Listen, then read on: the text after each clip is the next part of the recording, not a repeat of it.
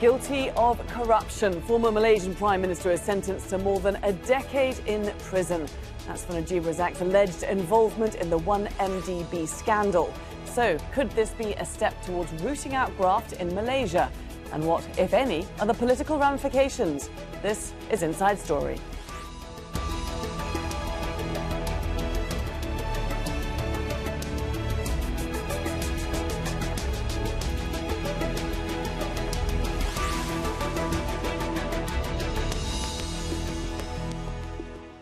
Hello there and welcome to the programme. I'm Laura Kyle. For years, the 1MDB scandal has shaken Malaysia. Billions of dollars were allegedly looted from a state fund set up to promote development. A former Prime Minister was implicated, as well as a network of foreign companies. Malaysia's rule of law was put to the test on Tuesday over Najib Razak's involvement in the scandal. He was found guilty of all 7 corruption charges and sentenced to 12 years in prison. Najib has also been fined close to $50 million. This is the first of 5 corruption trials and is centred on the transfer of nearly $10 million from the state fund into Najib's personal accounts. He denies any wrongdoing and says he will appeal. This is what Najib had to say after the ruling.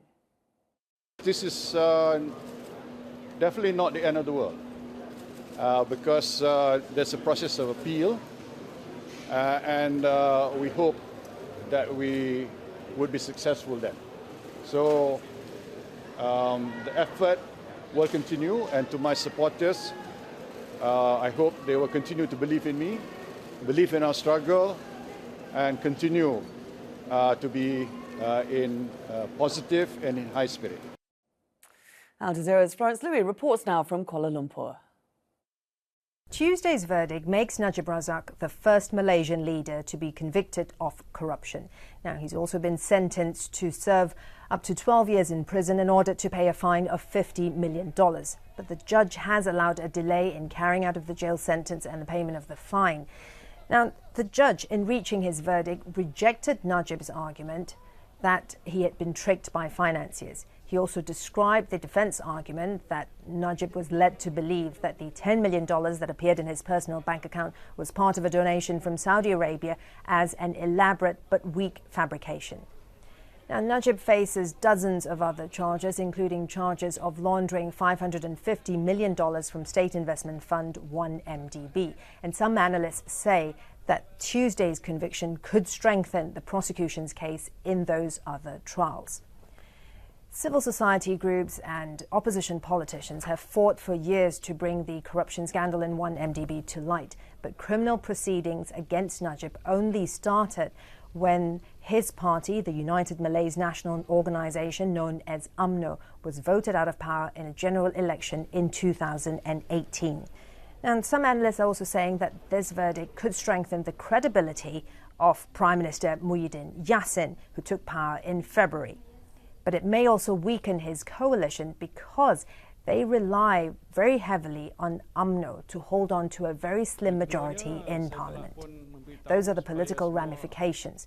But for now, a leader who was once thought untouchable is now being held to account for his actions. Well, the One Malaysia Development Berhad Fund, or 1MDB, was set up in 2009 when Najib Razak was Prime Minister. Malaysian and US authorities allege $4.5 billion were illegally transferred from it into offshore bank accounts and shell companies. That money was traced to investments in luxury real estate, a private jet, and the financing of Hollywood films such as The Wolf of Wall Street. Najib is accused of receiving more than $1 billion from the fund. His inner circle is also accused of graft. Najib was defeated in elections in 2018 amid growing anger over the allegations. Last week, US bank Goldman Sachs reached a near $4 billion settlement with the Malaysian government over its role in the scandal.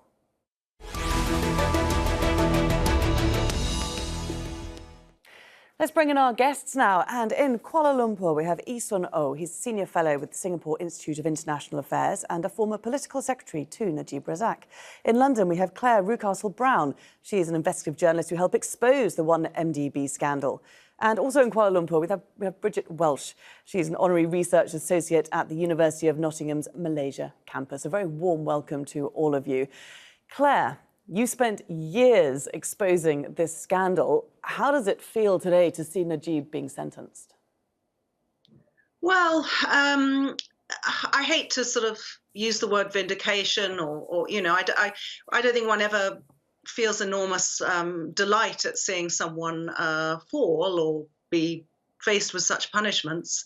But I think Malaysians deserve to have this crime identified for what it is, and for a deterrent to be put in place. So I think the situation I have now is of mixed feelings, because of course Najib still thinks he can work the system. He's managed to get a stay, so he's not even going to have to go to jail to fight his appeal.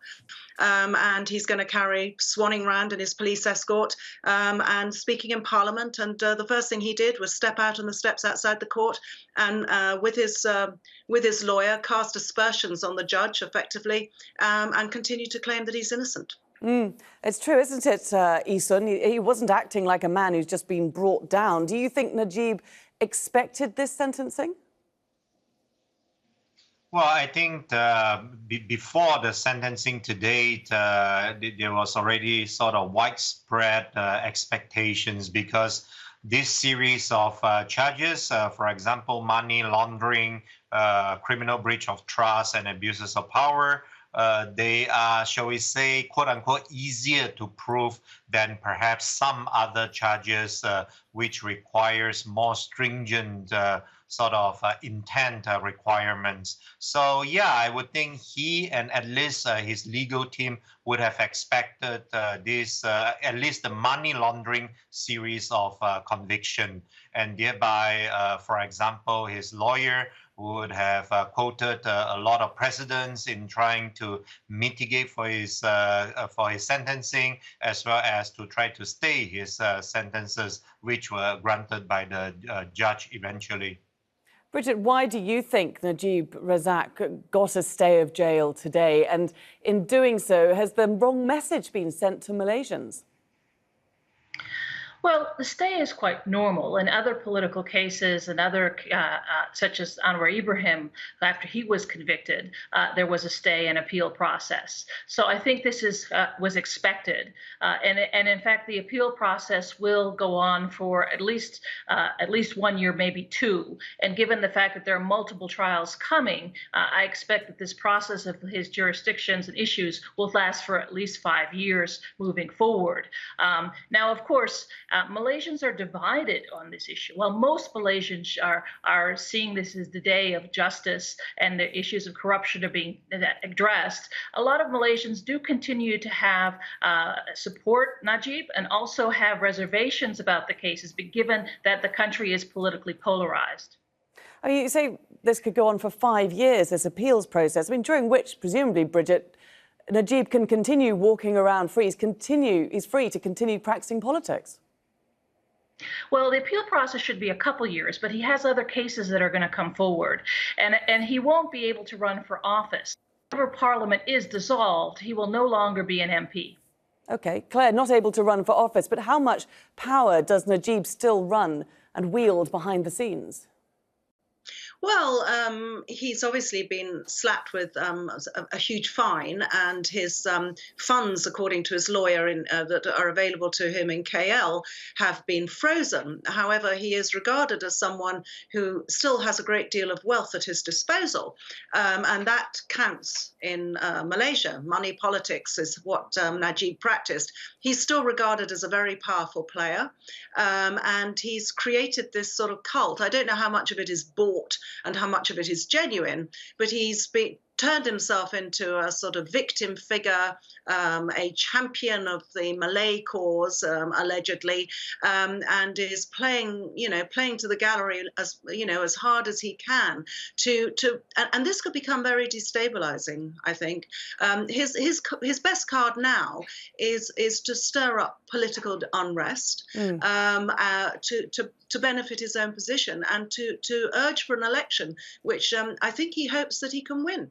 Well, he won't have to try very hard to stir up political unrest, will he, Eason? I mean, this scandal has shaken up Malaysian politics in the last 2 years, more than we've seen in the last 60 years since independence. What impact do you think this is going to have on this very shaky ruling coalition that does involve UMNO, Najib's party? Well, there are, for example, also rival factions within the UMNO who are perhaps not too displeased to see Najib convicted despite their superficial sympathy or empathy for him. So you would see, for example, in the days to come, as Najib is at least temporarily incapacitated politically, there will be a rush to try to fill his political void, first and foremost within the ruling UMNO party itself.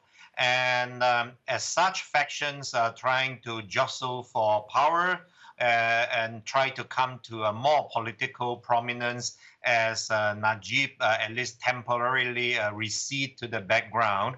I think you will see very interesting political developments, first of all, within UMNO, and second of all, within the ruling Perikatan National Coalition, because UMNO, as was suggested, has been very persistent in pushing for a general election. If they are indulging in their intra-party power struggle, well, then the current Prime Minister, Mr. Muhyiddin, may breathe sort of a fresh air in terms of not having so much pressure being dumped upon him by UMNO to go for general election.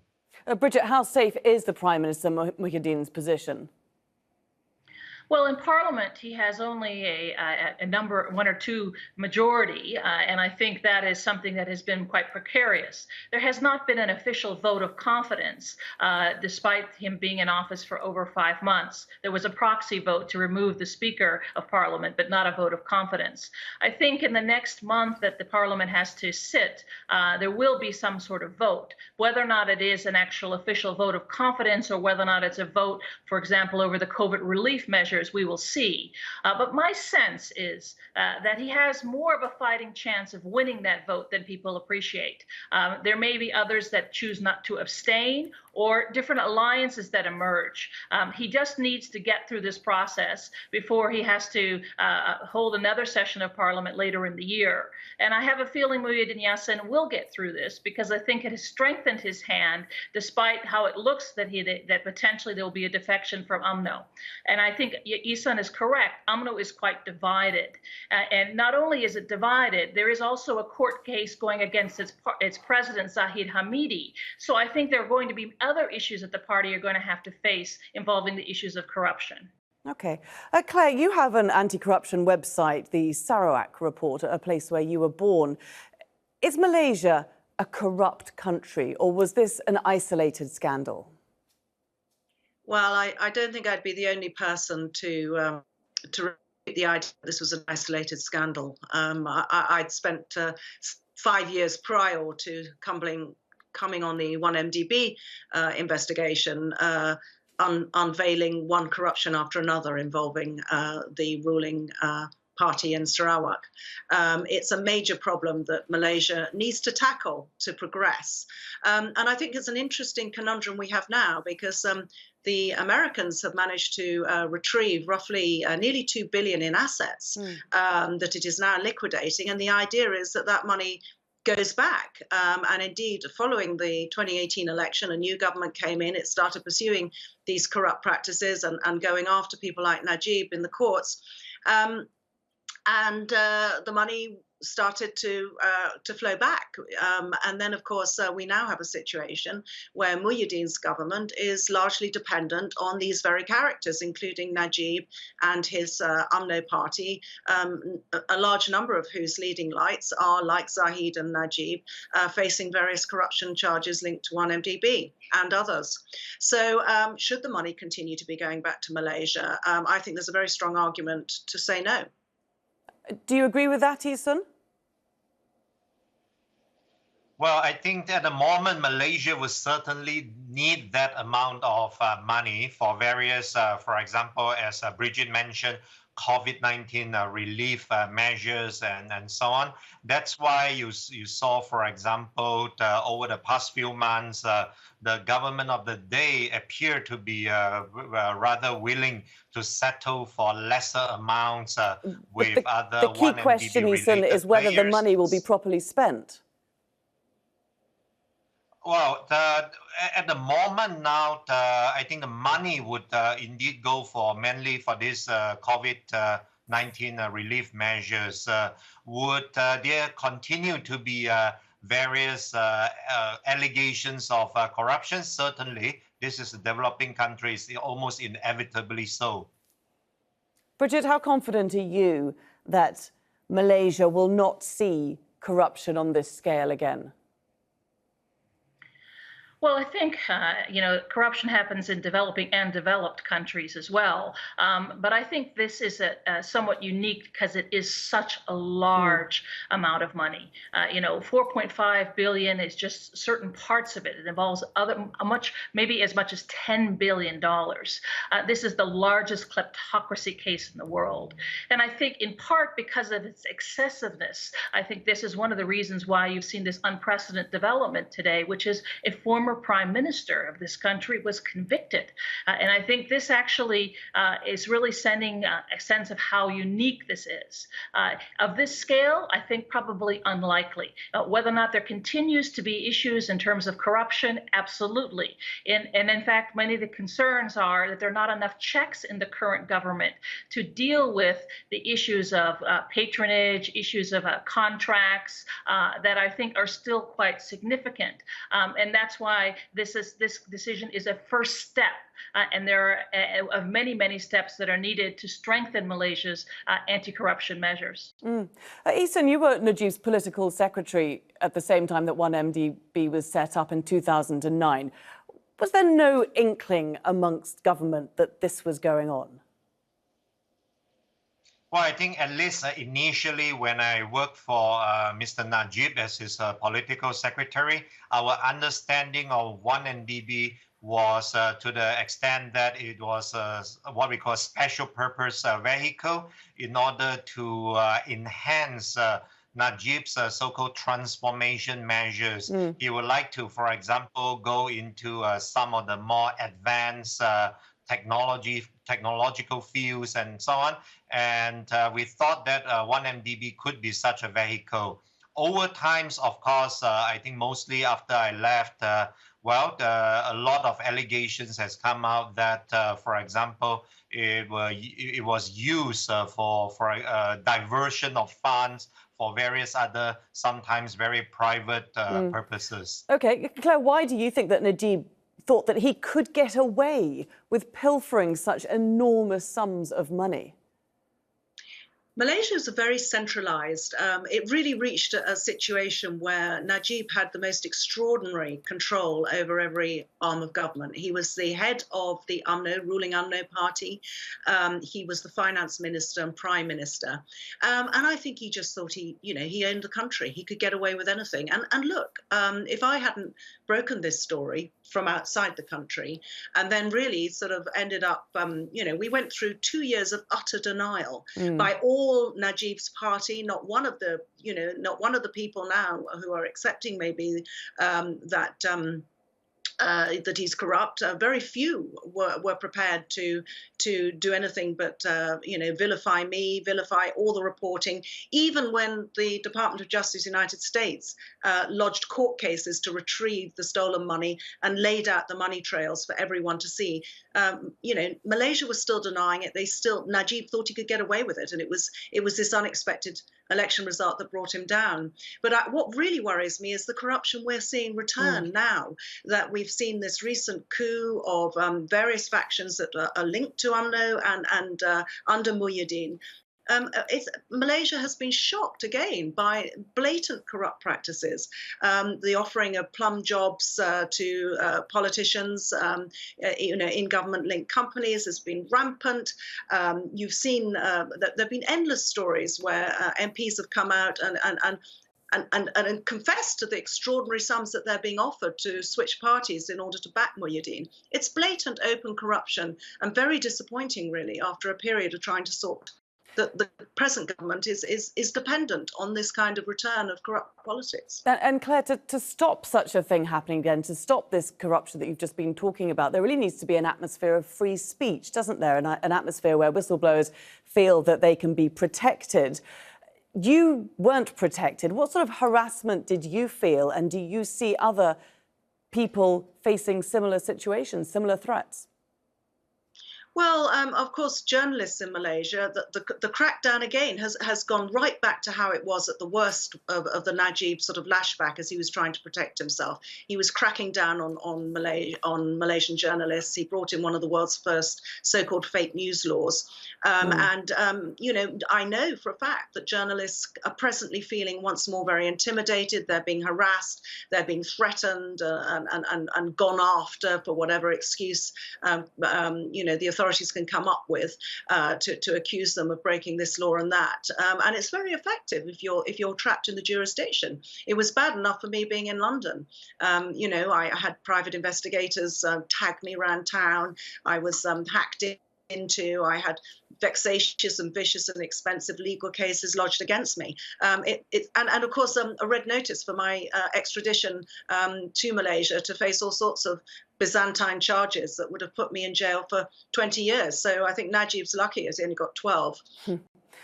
Bridget, the state of intimidation that Claire describes, is that very much the case in Malaysia now? Tell us a little bit about the state of democracy, because, of course, Najib introduced some very serious laws that limited free speech and silenced criticism. To what extent are they still being used?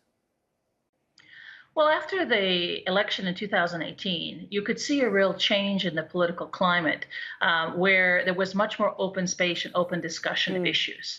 And this liberalization really has been reversed in the last few months by a number of activists and journalists being called in. And of course, in many of the issues that have been reported, for example, on migrant workers, their news organizations like Al Jazeera have also been targeted. So there is a deep sense of insecurity within this current government in how it's being perceived. And of course, the journalists and critics are seen to be targeted. And I think this is quite normal in Malaysian politics when there is high intensive periods of insecurity, as there are now. But it is also something that is highly polarizing. So in the sense that it actually is provoking very strong reactions from Malaysians. So many are outraged by these attacks. And of course, the sense of wanting to curb space. It's seen as a sign of weakness, not strength. And I think we're going to see this continued period of uncertainty not necessarily be a good one for journalists because of the high levels of sensitivities, given the fact that the divisions within the Malay community are very sharp. And there is no clear sense of who is going to win. The only thing that we've seen today is who is going to lose. And in this process, Najib is not doing well. Isun, just one last question to you. Najib is still walking free, as we discussed, waiting the appeals process. Do Malaysians feel that he's ever going to be put behind bars? Well, I think, of course, there's a long appeal process, as Bridget suggested. And ultimately, he could, of course, appeal to the king for a pardon or a commutation of his sentences. So in that sense, I think it will be at least a long time before we see Najib is really put behind bars, if at all. And that, of course, to some of the more, shall we say, politically aware or awakened citizenry in Malaysia is something terribly disappointing, because they would like to see justice indeed being served. But of course, there is, on the other hand, Najib's hardcore supporters who see him being framed. So this polarization of Malaysian politics indeed runs deep in the societal veins of Malaysia at the moment. OK, many thanks to all our guests for joining us today. Isun O, Claire Rucastle-Brown and Bridget Welsh. And thank you too for watching. You can see the programme again anytime by visiting our website, that's aljazeera.com. For further discussion, do go to our Facebook page, that's facebook.com/AJ Inside Story. You can also join the conversation on Twitter. Our handle is @AJ Inside Story. From me, Laura Kyle, and the whole team here, it's bye for now.